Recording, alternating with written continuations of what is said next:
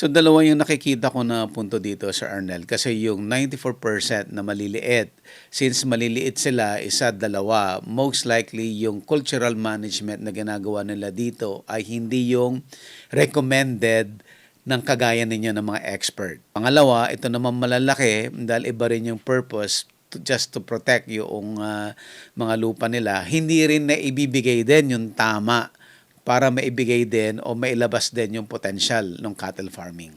At tama po kayo doon, Sir Buddy. Can you give us an overview ano ba talaga ang status ng bakahan sa Pilipinas? Kulang sa baka, hindi napalaki ng tama yung baka para mas maraming karne, Yes. mabagal yung population growth. Ano magiging implication yan sa atin dito sa Pilipinas? Posibleng lalong maging mas mahal yung imported na karne ng baka. Wala tayong gagawing local intervention. I don't know, sir, saan papunta itong industriya na to. Sino ba dapat ang mga tumutulong dito para mapalaki itong industriyang ito? Gusto mo bang matuto ng agribusiness, crops, livestock and poultry, aquaculture, at ma-inspire sa mga success stories? Agribusiness How It Works! As a YouTube channel, Agribusiness features entrepreneurs, farmers, organizations, OFWs, investors. However, beyond our usual content and official endorsements, Agribusiness does not engage in other business dealings with them. While our viewers and featured individuals and entities may choose to pursue business deals with each other on their own, we encourage them to be cautious in doing so. Podcast po tayo ulit ngayon at napakaganda po ng topic natin ngayon. Isang industry dito sa Pilipinas na ako'y nagtataka rin na feeling ko napakalaki pero kung titignan natin, sasabihin ng mga expert natin ay maliit pa at palaki pa lang. At ang ating resource person ay talagang masasabi natin na expert dito dahil ang experience niya ay mula doon sa actual na pagbabaka hanggang doon sa nakarating siya sa Australia at nagain niya yung maluwang na knowledge about cattle industry. At yan, si Sir Arnel Corpus. Sir, morning. Sir Buddy, thank you for having me. Finally. Yes. Maraming salamat po, sir. Si Sir Arnel ay isa sa mga naunang guest natin dito sa podcast.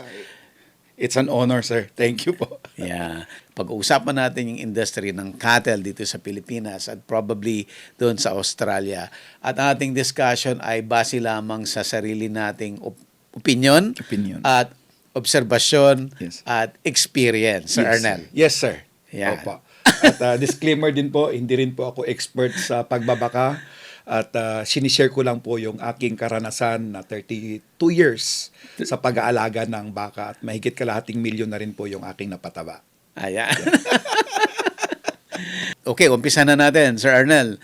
Pag sinabi mong cattle industry, kumusta ang cattle industry dito sa Pilipinas? Ang cattle industry po sa Pilipinas, Sir Buddy, ay both challenges and opportunities. Okay. May mga challenges po tayo pero kaya po yan daigin ng opportunity kung matuturuan lang po natin dahil alam naman po natin, Sir Buddy, 94% po nung nagmamayari ng mga baka po natin ay mga small farmers. Wow. So, pag 94%. yes, sir. So, kung matutulungan po natin itong mga farmers na to, ay unang-una magbabago po yung kanilang buhay. At pangalawa po ay siguro magiging vibrant po itong cattle industry po natin dahil ang laki po ng opportunity. Biri mo, sabi mo, 94% maliliit lang, mga backyard racers ba itong mga to? Sinasabi mo? Yes, sir. Pero ang dami ko nang nakita mga nasa cattle, no, na ang lalaki ng bakahan, ang yayaman nila, no, malalaki yung herd nila. Tapos, yun pala wala pa yun. Oh, maliit lang yun, sir. Maliit lang yun Opo. doon sa total population ng baka sa Pilipinas. Yes, sir. 6% lang po yun, sir, sa Wow. total population. Yung mga normal po na mga, yung nagmamayari po ng 94% ay, ito po yung mga Filipino farmers na may isa, dalawa. Dalawa. Maybe 5. But the rest ay ito po yung medyo malalaki. Pero I don't know, Sir Buddy, but may mga malalaki po dyan na talagang hindi naman talaga yung cattle farming, yung sintro ng kanilang farming. Aha. Opo. Okay. Parang may laman yun. Yes, sir. Pa-expound nga konti yan, Sir Arnel. I don't know, sir, but may mga nakikita ako na nagbabaka na hindi sila masyadong interesado na kumita yung kanilang cattle farming. It's more on just protecting the land na wag pumapasok ng carp. So, may mga baka po sila. So, sa kanila, I think, kung kumita, bonus yun. Pero kung tumabla, yung valuation po nung lupa, yung land position po ay malaking bagay po sa kanila. So, Okay. sana hindi po magagalit yung ibang kaibigan natin Okay. dyan. Pero tingin ko yun po yung isang rason kung bakit marami sa mga big players ay hindi po masyado nag-i-extend ng kanilang knowledge. O baka nga po naman wala din po talaga silang knowledge doon sa kung paano tulungan yung 94% po natin mga kababayan. So, dalawa yung nakikita ko na punto dito, Sir Arnel. Kasi yung 94% na maliliit, since maliliit sila, isa, dalawa, most likely yung cultural management na ginagawa nila dito ay hindi yung recommended ng kagaya ninyo ng mga expert. No, yung tamang pag-aalaga talaga para makuha yung potential ng cattle farming. Pangalawa, ito naman malalaki dahil iba rin yung purpose just to protect yung mga lupa nila. Hindi rin na ibibigay din yung tama para maibigay din o mailabas din yung potential ng cattle farming. At tama po kayo doon, Sir Buddy. Masyado po tayong cultural, yung mga Filipino farmers po natin. At minsan very sentimental. Sasabihin sa'yo, alam mo, yung pagbabaka, minana na namin yan mula sa mga lolo namin. May nakapag-aral na kami ng mga doktor, abogado sa pamamagitan ng ganyang klase ng cattle farming. Pero tayo po ay mapalad at saka full disclosure lang, Sir Buddy, hindi po Yes. tayo expert. Pero 32 years, as a matter of fact, hindi po ako degree holder ng any related doon sa animal science.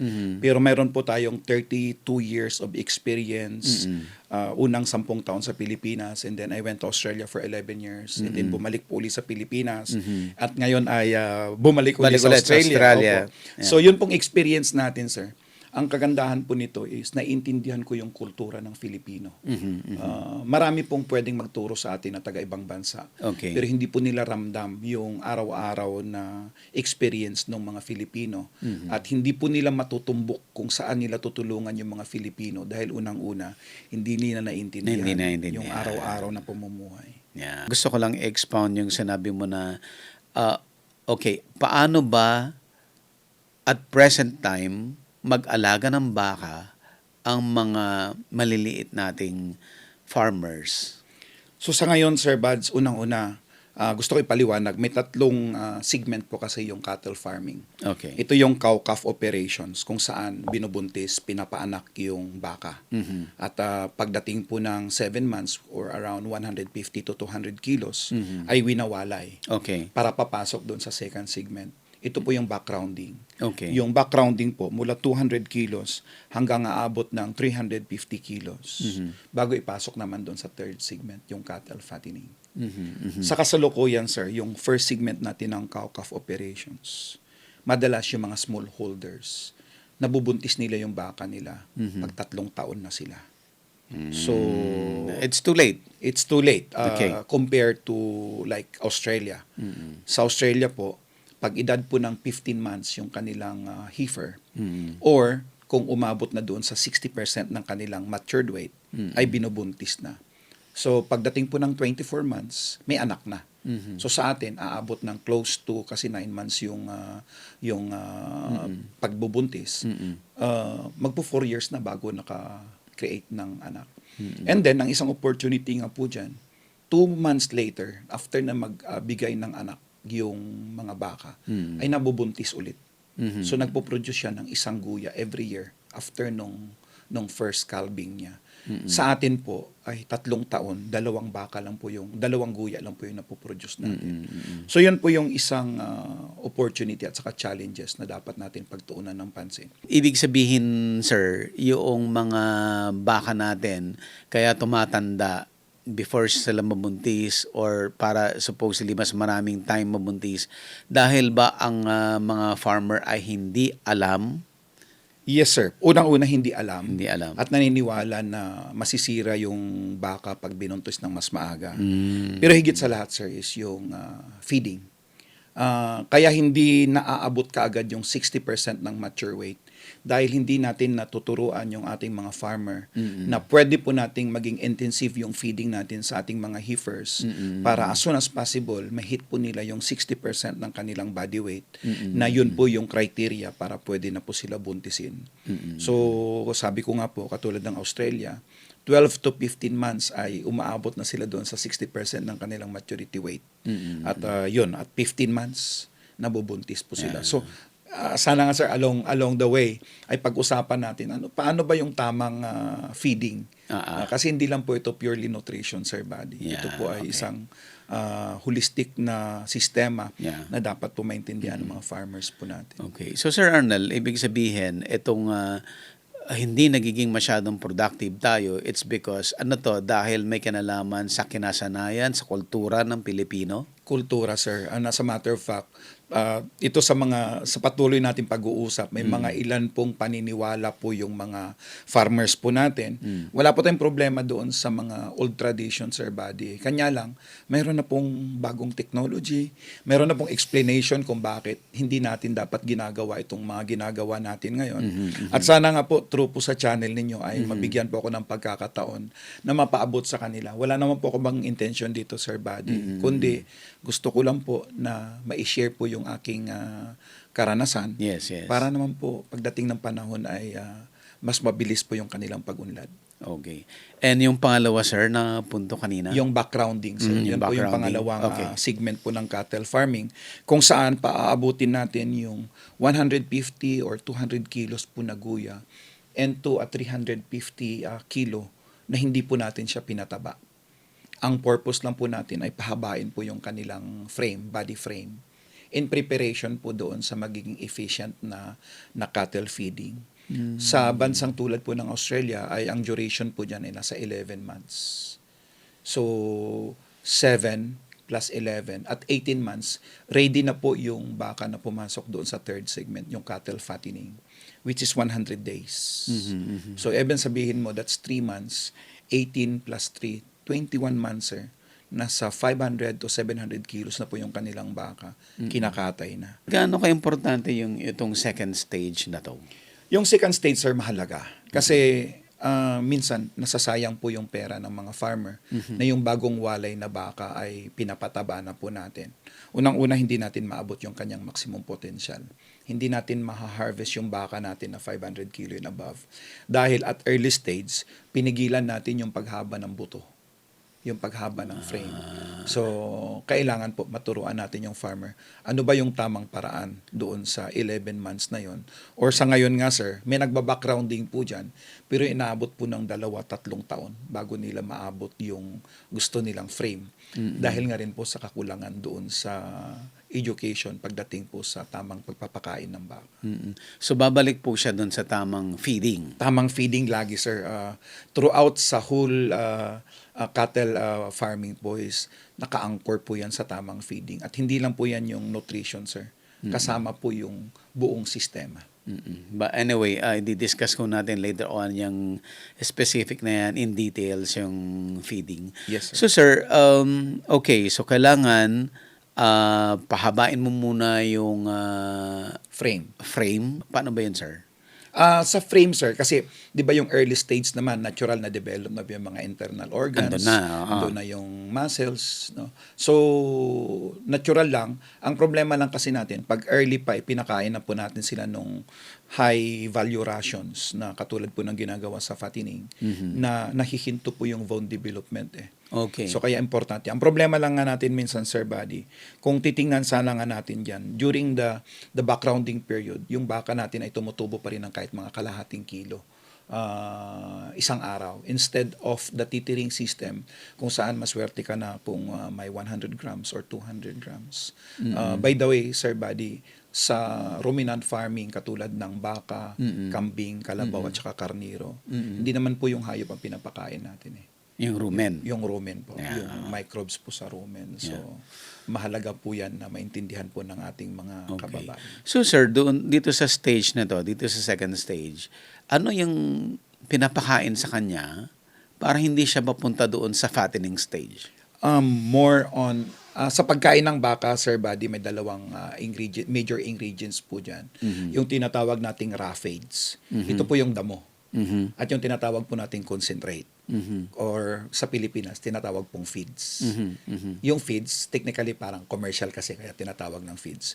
Pero yung paggawa po ng concentrate, ay pwede po yan na kung ano lang po yung meron sa lugar. Actually, yun po yung in-encourage natin.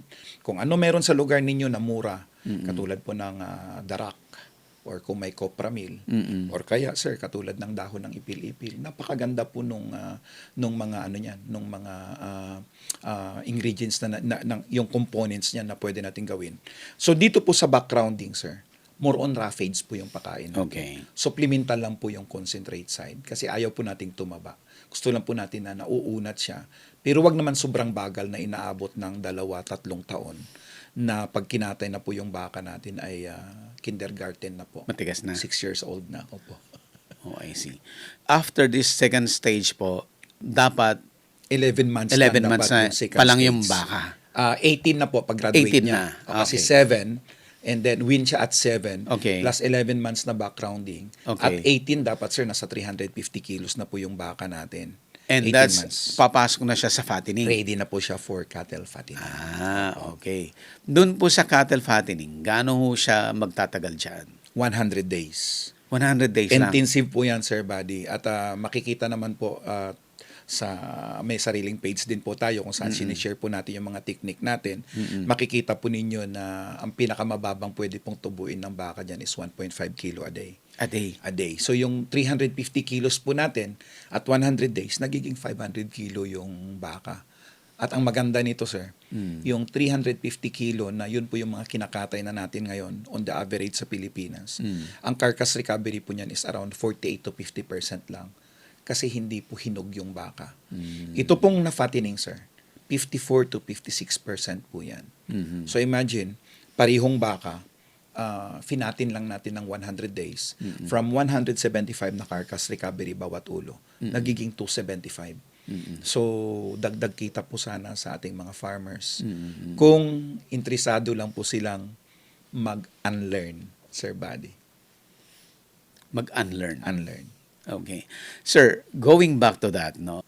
Problema to, may idea ka paano to i-cure? Yes, sir.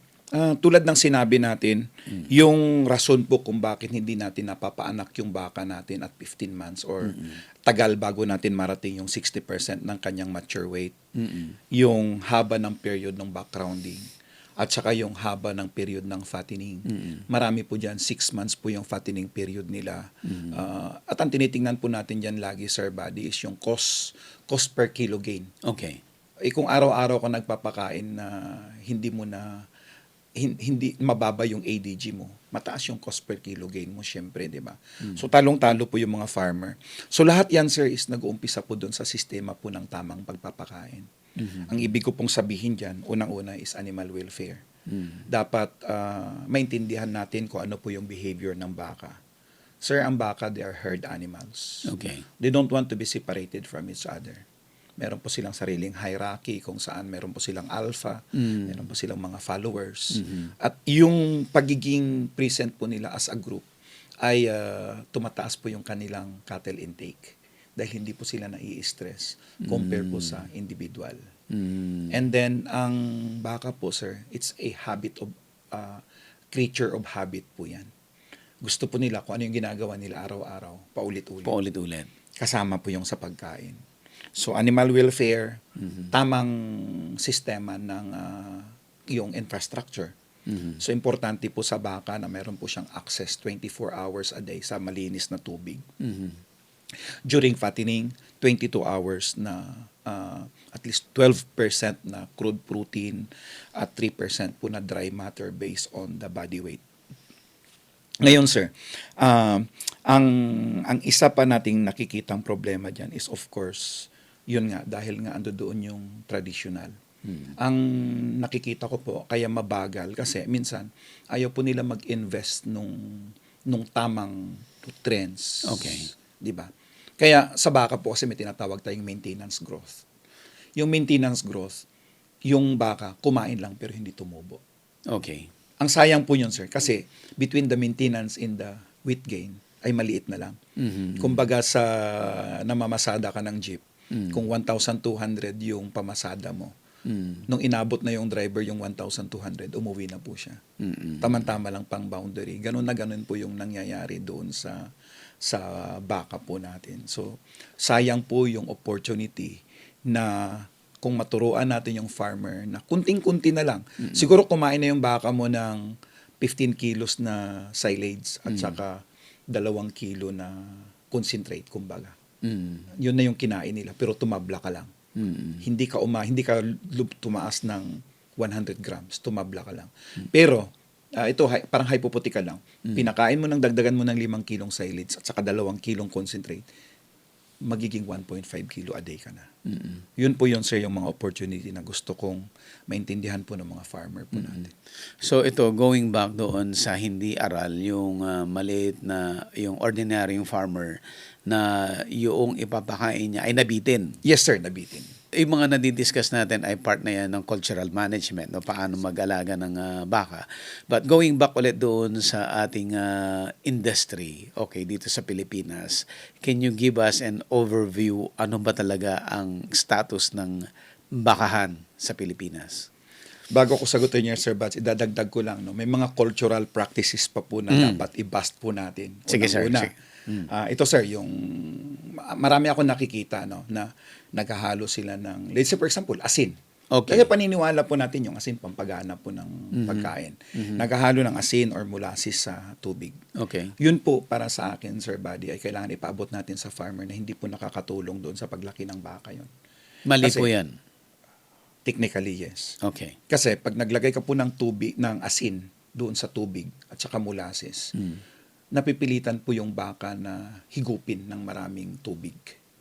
So yung rumen po, napupuno ng tubig. Hindi na siya ngayon nagkakaroon ng pagkakataon na kumain ng nutritious na pagkain, yung balance ration kung tawagin. Kasi 'di ba, kailangan balance yan ng between raw feeds and concentrate. At yung asin at saka yung molasses ay dapat doon mo nilalagay.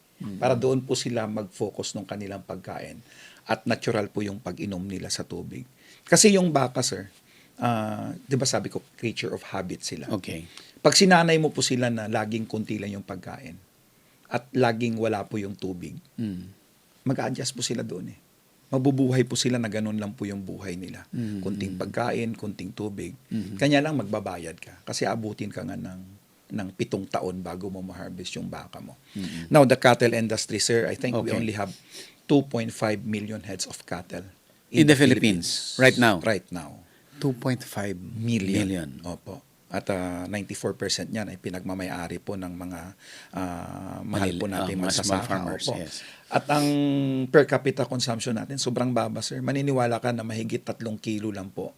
Sa bawat isang Pilipino, nasa 3.4, 3.8 kilos lang po yung kanyang kinakain na baka bawat taon. Bawat taon. So ano po ang posibleng dahilan? Bakit 3.8 or 3.4 to 3.8 kilos lang yung kinakain niya bawat taon? Hindi po katulad ng manok at saka baboy, nasa 15 ata each. So 30 kilos po yun between the two. Unang-una siguro dahil nga hindi na affordable yung karne ng baka natin. At kung wala po tayong gagawing intervention, sir, even at the 3.4 po na kinakain natin na kada taon-taon, pwede po nating i-wipe out yung whole population natin within 1 year. Mauubos. Mauubos. Pagkakainin natin. Yes, sir. Mauubos na po yung baka natin. So kung wala tayong intervention doon sa production, sa cow-calf operations, pag hindi natin tinuruan yung farmer na dapat i-ready mo yung baka mo na mabuntis as soon as possible at dapat nanganganak na 1 beses isang taon. At kung patuloy po natin kinakatay yung baka natin at 350 kilos dahil hindi natin naturuan yung farmer po natin na pwede palang maging 500 kilos yan. Sayang po yung opportunity. So, kulang sa baka, hindi napalaki ng tama yung baka para mas maraming karne, Yes. mabagal yung population growth. Sa iba ho ba, gaano karaming baka kinakain nila? I ibang don't know, country? but I'm sure the likes of Australia, ako personally, sir, siguro mga nasa 50 to 60 kilos a year yung personal Kinaka- consumption ko. Kasi, di ba, lalong-lalo na ngayon, sir, binaliktad na po ng Amerika yung food pyramid. Ang nasa top of the food chain ngayon ay yung protein source na. Animal Okay. protein sources, yung mga cereals nasa baba na. So, ano magiging implication yan sa atin dito sa Pilipinas? Posibleng lalong maging mas mahal yung imported na karne ng baka kasi yung ibang bansa ngayon, Kailangan nila kakain na po sila ng mas marami. ng mas maraming karning baka. So kung wala tayong gagawing local intervention, I don't know sir saan papunta itong industriya na to. At ang nang panghinayangan ko nga po, nandiyan dyan na sir andiyan dyan yung raw materials. Ang dami nating agricultural byproducts na pwede nating gawin. Available naman yung tubig. Kailangan lang po mag-unlearn yung mga farmer natin at titingnan po yung sinasuggest po nating sistema. Pwede naman nilang i-compare sir. Kung may 2 baka, edi gawin nila yung isang baka on the old practice at gawin po nila yung pangalawang baka doon sa sinasabi ko. Ang kagandahan ng sinasabi ko, Sir Buddy, wala pong infrastructure capital dito. Kung dun sa mga maliliit, Yes, sir. mga small farmers. Yes, sir. Yung ginagawa na po nila ngayon, babaguhin lang po natin ng konti. So, katulad po, nung dapat po lahat ng pagkain, sabi ko nga, kung meron kang feeds or concentrate at saka raw feeds, ang kailangan lang naman matutunan nila, sir, kung nakakulong yung baka mo. Kung ano yung unang kinain nung pinakamatapang mong baka, ay dapat the same quality nung huling ginuya nung pinaka-less na matapang mong baka.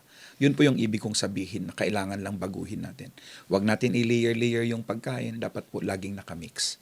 Kasi nagrereklamo po yung microbe sa loob ng tiyan ng baka tuwing hindi po dumarating ng sabay-sabay yung kanilang pagkain sa loob.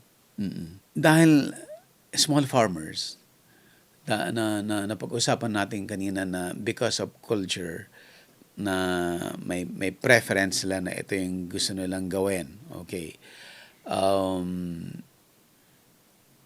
Paano natin babaguhin yun? Sino ang magbabago nun? Sino ang tutulong para once and for all, yung 96% na small farmers ay mag-adapt doon sa technology na kagaya ng recommend mo? Unang-una, sir, kailangan makita nilang gumagana. That's why tayo po, may mga ilang challenges na rin po tayong ginawa na pag may bakang dumadating sa ating farm, ay binibidyohan po natin, sinasabi nato itong araw na to, dumating tong baka na to, at abangan nyo po for the next 100 days, ipapakita namin sa inyo yung progression. At so far naman, hindi naman po tayo napapahiya. Lumalaki naman po, may baka nga po tayo na lumaki ng 3.29 kilos a day. Pero mag-isa lang yon kaya hindi natin pwedeng gawing na magiging basihan yon. Pero may mga ginawa po tayo na tumubo ng 1.69 kilos a day. At yun po, pag nakita po ng farmer, unti-unti naman, Sir Buddy, marami pong mga nag-PPM po sa akin at sinabi, Sir, sinubukan ko po yung sistema mo. At gumagana. So, ang intervention kasi natin na pwedeng gawin dyan, Sir, di ba sabi ko may raw feeds consumption po tayo. Okay. Ang problema po kasi natin, yung rumen microbes po, ayaw po nila yung pabago-bago yung nutrient component, dry matter, crude protein. Ang problema po doon sa titering system, yung baka po na tinali mo dito ngayon, at saka bukas ililipat mo doon sa kabilang side po ng iyong sakahan at itatali mo doon. Yun po damo na kinain niya rito. At saka yung damo na kakainin niya doon. At saka yung damo na kakainin niya on the following day. Magkakaibang klase po ng damo yun. Okay. Kahit po magkapari-pariho ngayon, pero iba yung edad ng damo. Okay. Pwedeng ganon din. Pag nagbago po yung edad ng damo, nagbabago po yung dry matter, nagbabago po yung crude fiber, nagbabago po yung crude protein. So yung efficiency po ng microbial populations mo, gumagalaw din. So ang sinasuggest natin, sir, let's say, may nakikinig po sa atin na farmer na medyo may kapital. Mayroon siyang 1 hektaryang lupain. Ito sa kagandahan nito, hindi lang yung economics, nandoon lang sa baka. Bibili ka ng 20 heads na baka. 10,000 square meter yung lupa mo. Yung 9 by 12, which is 100 something square meter, yun po yung kulungan mo. Nandoon yung baka mo. Magtatanim ka ngayon ng forage mo. It could be napier, it could be corn, it could be sorghum. your 900 square meter will produce 40 tons of forates. 40 tons. 40 tons Per per hectare. every Per every cropping, which is between 3 months. 85, no sir, it's only 75 to 85 days lang. Okay. Kasi nasa milking stage lang halos yung harvest mo diyan kung corn. Tuturuan natin yung farmers paano mag-silage. So magtanim ka ng mais, sa silage mo, gawa ka ng konting bunker na kaya mag-hold ng 40 tons. So pagdating ng baka mo, 20 heads, pakain ka ng 20 kilos. That's only 400 kilos a day. Ang kagandahan nito, sir, yung feed bank mo, pag maganda yung design, pag parang semi-half drum na design, naka-curve siya, pwede mo ilaglag na kagad yung 400 kilos na silage doon, sir. Tapos ilalagay mo yung katapat niya na cattle concentrate. So let's say, as fed lang muna tayo, sir, para maintindihan ng farmers. Pero technically, scientifically, kailangan natin 12% crude protein at saka 3% nung kanilang body weight on a dry matter basis. Pero yung 4 kilos na concentrate, malapit na doon 4 kilos na concentrate at saka 20 kilos na silage. Imimix po nila yon, sir. Isang beses lang nila ilaglag. Iiwanan na po. Wala nang gagawin. Tapos na. Possibly yung baka mo, pag umabot yung pagkain ng 22 hours a day, 24 hours yung tubig, tutubo na po ng 1.5 kilo a day yan. Provided na tama yung housing mo, hindi sinisinghot ng baka mo yung ammonia, 'di ba? Hindi mo pinapalo yung baka mo, 'di ba? Hindi nabubulok yung pagkain, nami-maintain mo yung kanilang aggression. Lahat yan, sir, yan po yung holistic approach kung paano po maging effective po yung tinuturo po nating cattle farming technique. Sir Arnel, yung dami nang na-discuss nating mga problems ngayon ng industry, no? Of course, na-mention na natin dyan, mabagal, di ba? Hindi na-meet yung tamang laki, yung potential supposedly ng karne na mapuproduce, mabagal magpadami, ganyan. So, mga ganyang klaseng problems. Sir, aside from dun sa ginagawa ninyo, of course, yung advocacy ninyo, di ba, you're very active in teaching yung mga kasama natin mga farmers, no? Aside from you, sino ba dapat ang mga tumutulong dito para mapalaki itong industriyang ito? I think, sir, siguro yung academ at saka yung nasa government side. Pero again, Sir Buddy, hindi naman po natin sila masisisi. Sino ba sa kanila ang nagkaroon ng pag-aalaga ng baka na straight 32 years? Iba po yung natuturo Theory. sa school. With all due respect, we love our academ. Pero pag hindi mo po napapractice, katulad na lang po sa pagtuturo po ng tamang paggawa ng silage. Okay. Ang daming variation, sir. Pero napakasimple. Minsan, lalong-lalo na po ngayon, naglilipanan na po yung mga pwedeng magturo. Okay. May camera ka lang. Kahit sino pwedeng magturo. Pwede ka na magturo, di ba? Okay. Pahigop dito, painom doon, di ba? Okay. Makakuha ka ng ingredients dito, papakita mo, kukopyahin naman nung iba. Yun lang, sir. Kasi kung yung buong programa mo, so for example, sa mga dapat na nagtuturo po sa gobyerno. Kung tong mga tao na to, sir, ay mayroong theoretical knowledge, pero hindi po nila nasubukan na bumili ng 10 baka, inalagaan araw-araw sa loob ng 100 days. Hindi po nila masishare ng maayos yung experience nila, sir. Okay. So, tingin ko, kailangan dapat may immersion tayo doon. Kahit nga kung may masters ka, kung ano-ano dyan. Kung wala ka namang hinawakang baka na nabuo mo yung buong cycle, medyo mahirap po mag-share ng experience, sir. So, kaya ako tinatyaga ko na kung hanggat maaari, we could teach as well our teachers. Pero kailangan gawin din po nila yung part nila. Dapat mag-alaga din po sila para makikita po nila kung gumagana o hindi yung kanilang tinuturo. Kasi kahit hanggang ngayon, sir, may mga nagbablog po ng mga teachers dyan. Pero kung titingnan niyo po yung baka nila, sir, lumalabas yung ribs. So, paano natin ngayon madidikit na tama yung sinasabi mo, pero ang papayat ng baka? Di ba? Kailangan, pag nagturo ka, napapakita mo na nagtatransform yung hayop. So, doon. Gaano ba kalayo yung kailangan nating habulin? sobrang layo po, sir. Sobrang layo po. Ang dami pong opportunity na pwede nating habulin. Unang-una na lang, sir, yung sa feed preparation. Okay. Yan, silaging nga. Simpleng-simple lang naman paggawa ng silage, sir. Sige nga, sir. Discuss mo nga, sir. Sa paggawa ng silage po, Sir Buddy, simpleng-simple po yan actually. Minsan lang ginagawa nga po nilang complicated. Ang number one lang po na importante is kasi kailangan din ng moisture sa Okay. paggawa ng silage. So yung tamang moisture. So kailangan po maintindihan ng mga farmers po natin na yung tanim 100% po yan. Part po niyan tubig, part Okay. po dry. Kaya moisture content at saka dry matter. Okay. Sa paggawa po ng silage, ang tamang moisture po dapat is 65 to 75%. 65 to 75%. Yes. Halos tubig. Halos tubig kasi kailangan Okay. mo sa fermentation. Ang dry matter po niyan is yung kabaliktaran, 25 to 35%. Okay. Pero sir, gusto ko lang din itakil ito kasi marami akong farmer nakikita bumibili ng silage. Sir, yung 25% na dry matter ng silage at saka yung 35% na dry matter ng silage, parehong silage yan. Pero pag ikaw namimili, pwede kang matalo ng malaking pera dyan. Sir, pakiulit yan. Nalito ako doon. Di- Yung 25%. Yung parameter kasi ng pwedeng maging silage, sir, is between 25 to 35% dry matter. Okay. Ngayon, sir, ang ibig sabihin kasi ng 25% dry matter, sa bawat 10 kilong silage na pinapakain mo sa baka, 2.5 kilo lang po yung dry matter na nakuha niya. Okay. Yun lang po yung counted sa baka, sir. The rest of the moisture is not counted. That's why yung cattle formulations is based on dry matter. Okay. On the other side, kung yung silage mo ay 10 kilo, pero 35% yung kanyang dry matter. Mas malaki yun. 3.5 kilo po yung makukuha mo doon, sir. Okay. So for example, ang requirements mo is 10 kilos dry matter a day. For example lang. Sir, yung kabila, as fed, kailangan mo ng 40 kilos. Kasi ang 25% nun, 10.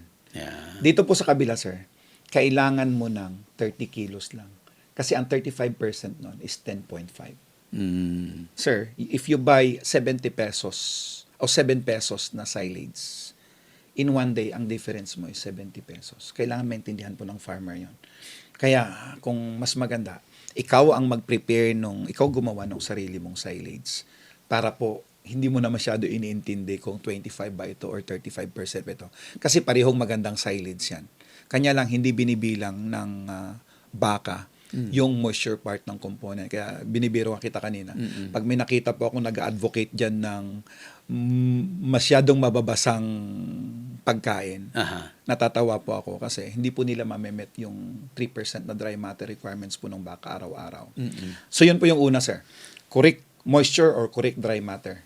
Sige, sir. Yan yung una. Before mo ituloy yun, sir, saan nagkakaroon ng discrepancy? Bakit yung iba 35%, yung iba Dry matter. 25%? Depende po sa aga ng pag-harvest. Nagbabase po yung moisture sa edad po ng baka. Ay, ng halaman. Ng halaman. Ng So, corn. it's corn or sorghum or napier. Okay. Nagbabase po doon. So, let's say for corn, posible po na yung 70 days. Yun po yung magbibigay sa iyo ng 25% dry matter. Okay. At yung 80 days po ang magbibigay sa inyo ng 35% dry matter. At meron na pong paraan dyan, sir, paano makita. Microwave lang po pwede natin gamitin dyan. Madidetermine na po natin. Microwave? Microwave oven, sir, yes. Pwede po natin gawin yan. Na kuha po tayo, gusto mo pag-usapan, kuha tayo ng random sample sa field, 5 points. Sa bawat corner, kumuha ka sa gitna, tatantarin mo. Titimbang ka ng 100 grams. And then, you put it on a microwave, on a microwavable plate, tapos maglalagay ka ng tubig sa gitna, on a microwavable glass, lulutuin mo. Lalagay ka ng tubig para hindi po niya i-burn yung sample. Okay. And then, until such time, titimbangin mo yon. Siguro yung unang process mo, 5 minutes. Pero maingat ka dahil pag low quality yung microwave mo, baka masunog mo. So, you do it on a succession na hindi masyadong dikit-dikit para wag mo masunog. But ang pinaka-purpose nun, sir, titimbangin mo lagi yun eh. Bandang dulo po, pag hindi na po gumagalaw yung timbang, yung natira po doon, yun po Yun yung na dry yun. matter. That's Yan na po the yung dry dry matter. matter. Nag-evaporate na po yung moisture content. So, tamang dry matter or tamang moisture, yun po yung unang parameter ng paggawa ng silage. Agribusiness, how it works. Instruct, inspire, succeed.